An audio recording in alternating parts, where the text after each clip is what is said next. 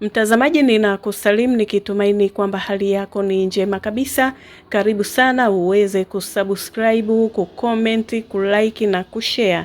Na moja kwa moja, habari kubwa kwenye mitandao ya kijamii ni ile ya bi harusi mtarajiwa Bi Miriam Chirwa, mwimbaji wa muziki wa Injili nchini Tanzania, kuelekea kwenye maisha ya ndoa. Ina maana saa hizi tayari amekwisha kutangaza uchumba kama ambavyo umeona kwenye mitandao ya kijamii. Na kwa sasa send off ya Miriam Chirwa itagharamikiwa na wadau wakiongozwa na Pastor Lilian Mwasha.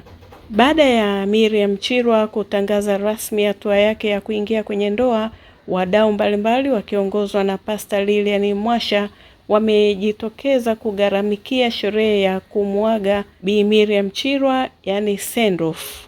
Taarifa hiyo imepokelewa kwa furaha kubwa, ambapo maelfu ya watu wameahidi kumuunga mkono Miriam Chirwa kwa hali na mali, wakimwonyesha upendo, mshikamano, ushirikiano na heshima kwa hatua hiyo kubwa kwenye maisha yake.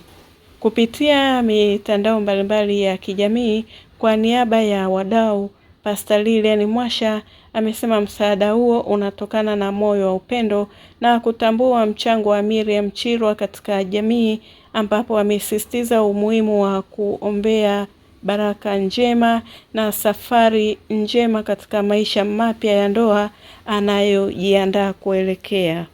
Aidha, hatua hiyo imepelekea wadau wapya wa bi harusi mtarajiwa na wadau wengine kutaka namba yake iwekwe hadharani, walau mwenye shilingi 1,000, shilingi 2,000 ashiriki katika kuchangia send off ya mtumishi wa Mungu Miriam Chirwa.